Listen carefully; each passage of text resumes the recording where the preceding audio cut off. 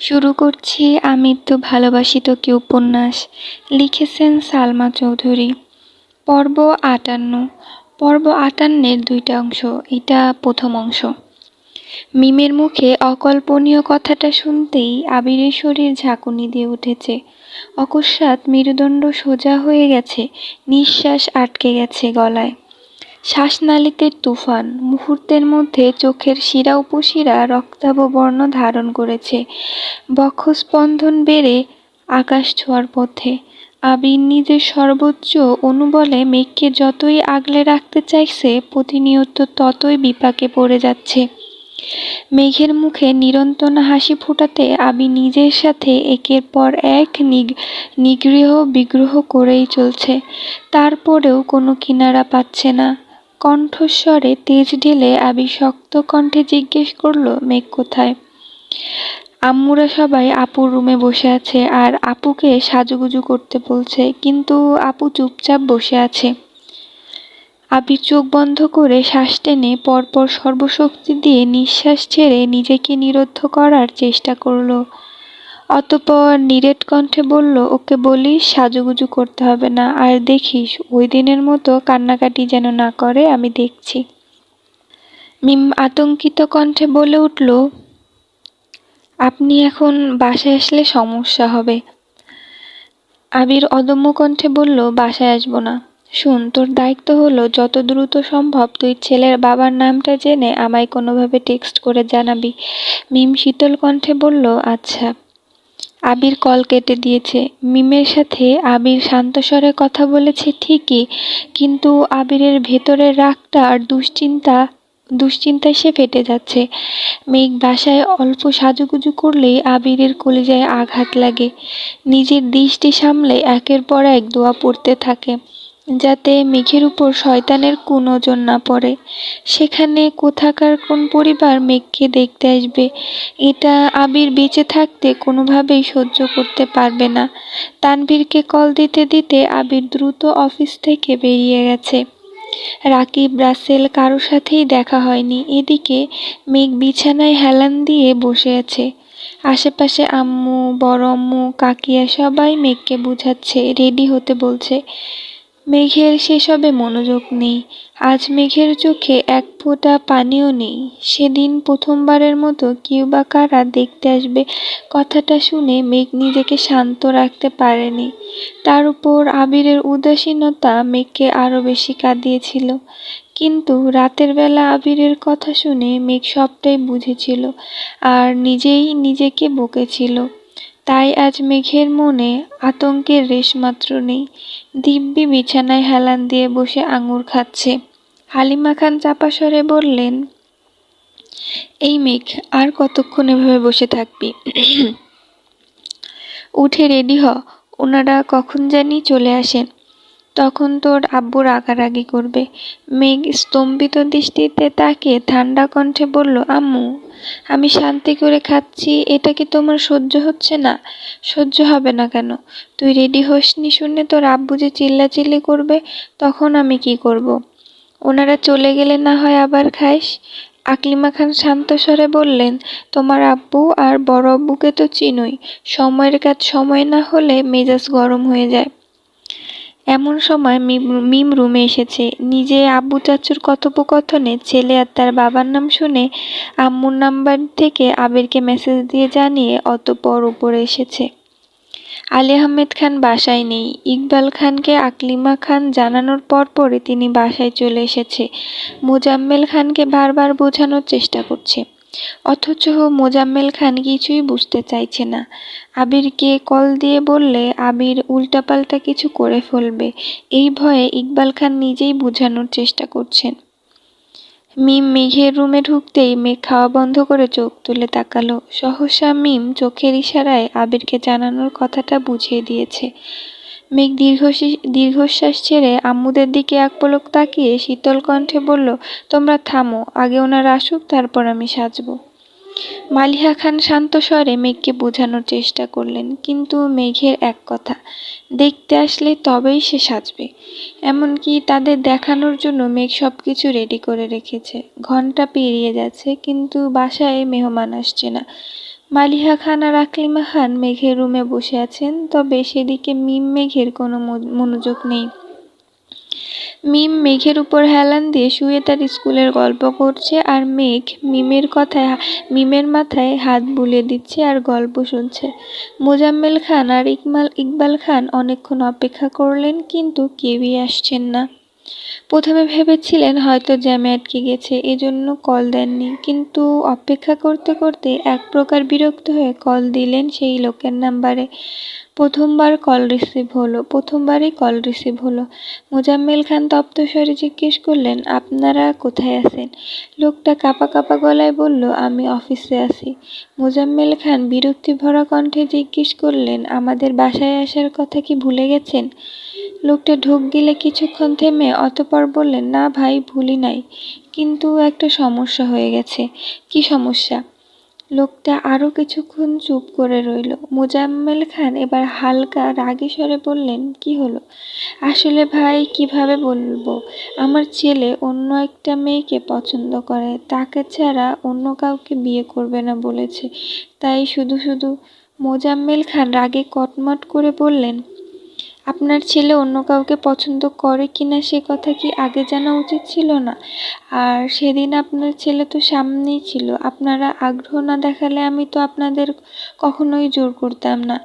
লোকটা ভাঙা ভাঙা কণ্ঠে বললেন, আমাদের মাফ করে দিবেন ভাই, আর পারলে দোয়া করবেন। মোজাম্মেল খান রাগে কল কেটে দিয়েছেন। নিজে দায়িত্ব নিয়ে বাসায় এত এত আয়োজন করিয়েছেন, সেখানে তারা আসবে না এটা তিনি মানতেই পারছেন না। আগেরবার তানভীররা কিছু একটা করেছিল ভেবে এবার আর আবির তানভীরকে কিছু জানাননি, অথচ এবারও একই সমস্যা।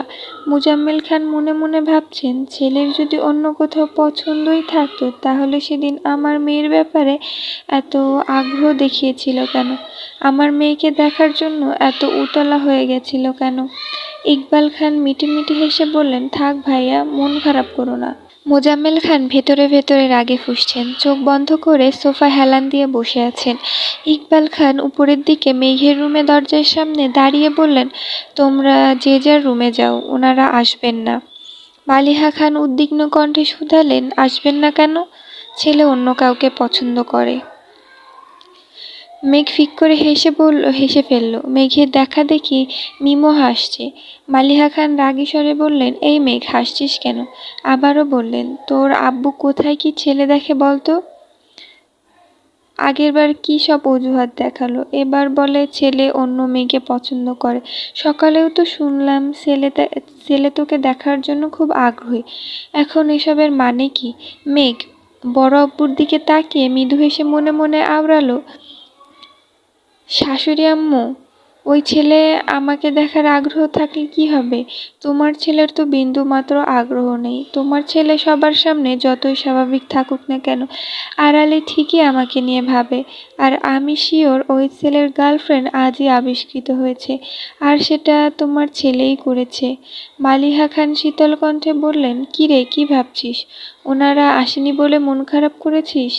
মেঘ সশব্দে হেসে বলল, না গো, আমি ভাবছি তোমরা কত কষ্ট করে সারাদিন রান্না করলে, ওই খাবারগুলো কিভাবে খেয়ে শেষ করব।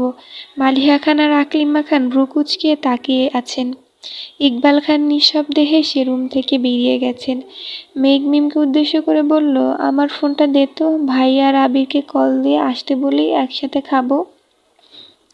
মিম ড্রেসিং টেবিলের সামনে থেকে ফোন এনে মেঘকে দিল। মেঘ তানভীর আর আবির দুজনকে কল দিয়েছে, তবে ছেলের ব্যাপারে কিছু বলেনি, শুধু খাবার খেতে দাওয়াত দিয়েছে। মেঘের ফাজলামো দেখে মালিহা খান আর আকলিমা খান দুজনেই চুপচাপ বেরিয়ে গেছেন। ওনারা চলে যেতেই মেঘ আর মিম নিজেদের মধ্যে ফিসফিস শুরু করে দিয়েছে। সন্ধ্যার আগে আগে আবির বাসায় এসেছে, পরনে ছাই রঙের শার্ট, হাতা কনুই অবধি ফোল্ড করা, বুকের উপরে বোতামটা খোলা, চুলগুলো অগোছালো, শ্যামবর্ণের চেহারা ঘামে চিকচিক করছে।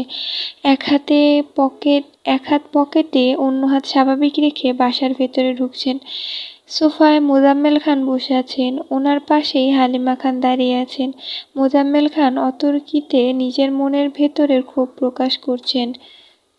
আর হালিমা খান চুপচাপ দাঁড়িয়ে সেসব শুনছেন। মালিহা খানরা যে যার রুমে, ইকবাল খান একটা কাজে বেরিয়েছেন।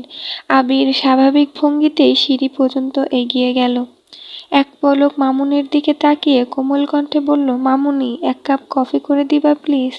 হালিমা খান আবিরকে খানিক দেখে সঙ্গে সঙ্গে বললেন, তুই ফ্রেশ হয়ে নে, আমি কফি বানিয়ে পাঠাচ্ছি। পাঠাতে হবে না, আমি ফ্রেশ হয়ে নিচে আসছি। আবির সচরাচর নিজের কফি নিজেই করে। সকালে মাঝে মাঝে মালিহা খান নয়তো হালিমা খান করে দেন। আজ মূলত মোজাম্মেল খানের জন্যই অসময়ে মামুনির কাছে কফি চাইছে। আবির যাতে মোজাম্মেল খানের চিল্লাচিল্লিটা যাতে কমে। আবির দুটো সিঁড়ি উঠতে মোজাম্মেল খান আর চোখে আবিরকে দেখে গম্ভীর কণ্ঠে জিজ্ঞেস করলেন, কোথায় ছিলে? আবির স্বাভাবিক কণ্ঠে বলল, অফিসে। কেন, তানভীর কোথায়? আবির ভাবলেশীন জবাব, আমি কি জানি। মোজাম্মেল খান সূক্ষ্ম নেত্রে আবিরের দিকে তাকিয়ে আছেন। আবির মৃদু হেসে বলল, আমি কি যাবো চাচ্চু? যাও। হালিমা খান কফি করতে রান্নাঘরে চলে গেছেন। মোজাম্মেল খান সোফায় চোখ বন্ধ করে বসে আছেন। আবিরের কথাবার্তা খুব স্বাভাবিক, সন্দেহজনক কিছুই চোখে পড়েনি। তানভীর জানলে এতক্ষণে সে অবশ্যই রিয়্যাক্ট করত, অথচ তানভীরও এখন পর্যন্ত শান্ত। সারাদিন বাসায় ফেরেনি, বাসার কারোর সাথে ফোনে কথা বলতেও তিনি দেখেননি। তার মানে তানভীরও কিছু জানে না। মোজাম্মেল খান দীর্ঘ নিঃশ্বাস ছেড়ে মনে মনে বললেন, তানভীর আবির না জানলেও এমনটা হলো কিভাবে? তাহলে কি সত্যি ওই ছেলের অন্য জায়গায় পছন্দ আছে? আবির কিছুক্ষণের মধ্যে ফ্রেশ হয়ে শার্ট পাল্টে টি শার্ট আর ট্রাউজার পরে নিচে এসেছে। মোজাম্মেল খান তখনও সোফায় বসা, তাই আবির সোফায় না বসে সরাসরি রান্নাঘরে চলে গেছে। কফির কাপ নিতে নিতে ধীর কণ্ঠে জিজ্ঞেস করলো, কিছু হয়েছে নাকি? হালিমা খান তপ্তস্বরে বললেন, না তেমন কিছু না। মোজাম্মেল খান করা নিষেধ, আবির কিংবা তানভীরের সামনে মেঘের বিয়ে সম্পর্কিত কোনো আলোচনা যেন না হয়। আবির সবটাই জানে, তবুও নিজেকে স্বাভাবিক রাখার চেষ্টা করছে। আবির মোজাম্মেল খানকে খানিকক্ষণ পরখ করে শক্ত কণ্ঠে বলল, চাচ্চুকে অতিরিক্ত টেনশন করতে বারণ করো। মেয়ের বিয়ে হলো না, এখনই চুল পাকিয়ে ফেলতেছেন, লোকে কি বলবে? আবিরের দুষ্টুমি বুঝতে পেরে হালিমা খান মৃদুস্বরে বললেন, আমাকে বলছিস কেন, তুই গিয়ে বল। আবির হাতে কফির কাপ নিয়ে এগিয়ে যেতে যেতে ডাকলো, চাচ্চু। মোজাম্মেল খান আবিরের দিকে সরাসরি তাকিয়ে আস্তে করে বললেন, বলো। আবির ঠোঁট বেঁকিয়ে হেসে বলল, মামুনি বলছে আপনার চুল নাকি পেকে যাচ্ছে, আপনাকে এখন আর আগের মতো ভালো লাগে না। মোজাম্মেল খান অনচ্ছ হেসে বললেন, তাই নাকি? এর মধ্যে হালিমা খান রান্নাঘর থেকে তেড়ে এসে আবিরের হাতে আস্তে করে থাপ্পড় দিয়ে বললেন, এই ফাজিল, আমি কখন এই কথা বললাম? আবির অনিশ্চয়তার স্বরে জবাব দিল, তুমি মনে মনে ভাবছিলে, এটা চাচ্চুকে জানালাম। হালিমা খান রাগে রাগে মুখ করে আবিরের দিকে তাকিয়ে আছে। মোজাম্মেল খান আবির আর হালিমা খান দুজনকে কিছুক্ষণ দেখে গুরুভার কণ্ঠে বলল, তাহলে আমার এখন কি করতে হবে?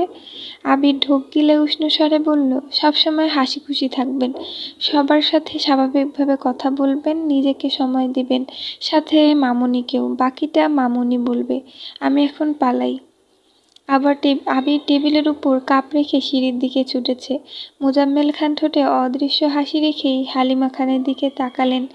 আবিরের অকপটে বলা কথাগুলো হালিমা খানের মনের অন্তরালে লুকানো অব্যক্ত অনুভূতি। হালিমা খান স্বচ্ছ দৃষ্টিতে আবিরের দৌড় দেখছেন। 2-3 সিঁড়ি ফাঁক দিয়ে দ্রুত উঠেছে ছেলেটা। এর উপর ওঠার তাড়া দেখে মনে হচ্ছে সবেমাত্র কাউকে আহত কিংবা নিহত করে আসছে। আশেপাশে মসজিদে মাগরিবের আজান পড়ছে। মোজাম্মেল খান বসা থেকে উঠে উচ্চস্বরে ডাকল, আবির, নামাজে যাবে না? আবির নিজের রুমে যেতে যেতে বলল, টুপি নিয়ে আসছি। মোজাম্মেল খান অজু করে আবিরের অপেক্ষা করছে। আবিরও অজু করে মাথায় টুপি দিতে দিতে নিচে আসছে। বাসায় আর কেউ নেই, তাই আবির আর মোজাম্মেল খান একসঙ্গে নামাজের জন্য বেরিয়েছেন। মোজাম্মেল খান যেতে যেতে হঠাৎই গম্ভীর কণ্ঠে জিজ্ঞেস করলেন, তানভীর কি নামাজ পড়ে? ফজর না হয়ে উঠতে পারে না, বাকি ওয়াক্ত কি পড়ে? আবির নির্দেক কণ্ঠে বলল, আমি সব সময় নামাজের কথা বলি, কিন্তু বাহিরে ঠিকমতো নামাজ পড়ে কিনা জানি না। মোজাম্মেল খান ভারী কণ্ঠে বললেন, তুমি একটু বুঝিয়ে বলো। মোজাম্মেল খানের ভারী কণ্ঠে বলা কথাতে আবির কপাল কুঁচকালো। মোজাম্মেল খানের মস্তিষ্কে যখন যা আসে তাই। এতক্ষণ মেঘের ব্যাপারে ভাবছিল, এখন সেই ভাবনা এসেছে তানভীর। তাও আবার তানভীরের নামাজ নিয়ে দুশ্চিন্তা করছেন। আবির মনে মনে আওড়ালো, তানভীরকে নামাজে নিয়মিত করার ওষুধ আমার জানা আছে, খুব শীঘ্রই ওষুধ দিতে হবে।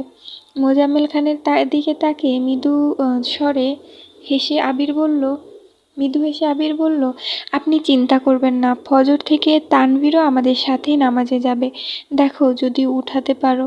আবির মুচকি হেসে বলল, প্রয়োজনে সারা রাত না ঘুমিয়ে ফজরের নামাজ পড়ে একবারে ঘুমাবে। মোজাম্মেল খান আবিরের কথা শুনে ক্ষীণ হাসলেন। নামাজ শেষে অফিসের কিছু কিছু বিষয় নিয়ে কথা বলতে বলতে বাসায় আসছে দুজন।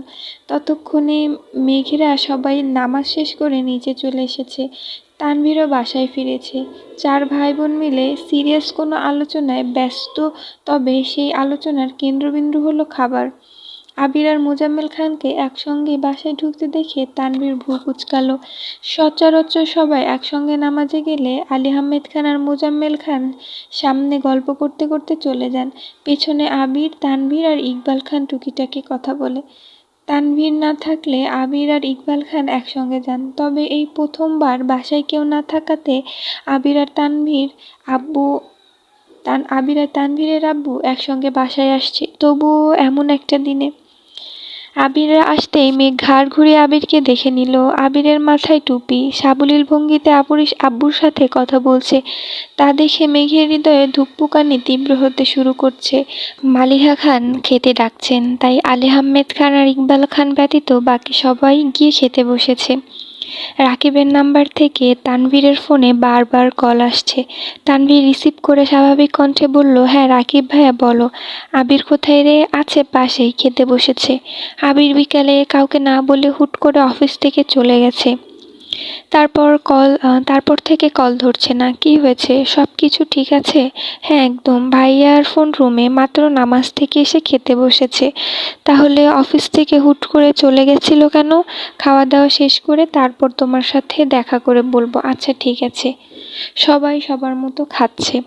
কারো মুখে প্রয়োজনের বাইরে কোনো কথা নেই। তানভীর একটু পর আবিরকে ইশারায় এটা সেটা বোঝাচ্ছে, আবার প্রশ্নও করছে, তবে মোজাম্মেল খান তাকালেই চুপ হয়ে যায়। খাওয়া দাওয়া শেষ করে আবির আর তানভীর বেরিয়েছে। যদিও আবির যেতে চাচ্ছিল না, কিন্তু তানভীর এক প্রকার জোর করেই নিয়ে গেছে। রাকিব আর রাসেল অফিস থেকে বেরিয়ে প্রতি সপ্তাহের সেই সুপরিচিত আড্ডাখানায় আবিরদের জন্য অপেক্ষা করছে। আবির এসেই চুপচাপ বসে পড়েছে। মালিহা খান জোর করে একটু বেশি খাইয়েছেন, তাই এত নড়াচড়া করতে ভালো লাগছে না।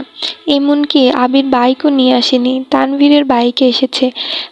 রাকিব আবিরকে দেখেই উদ্বিগ্ন কণ্ঠে জিজ্ঞেস করল, কি রে, কি হয়েছে তোর? অফিস থেকে কোথায় চলে গেছিলি? আবির ঠান্ডা কণ্ঠে বলল, আজ ওকে আবার দেখতে আসার কথা ছিল।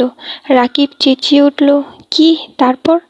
এরপর তানভীর বাইক পার করে চলে আসছে।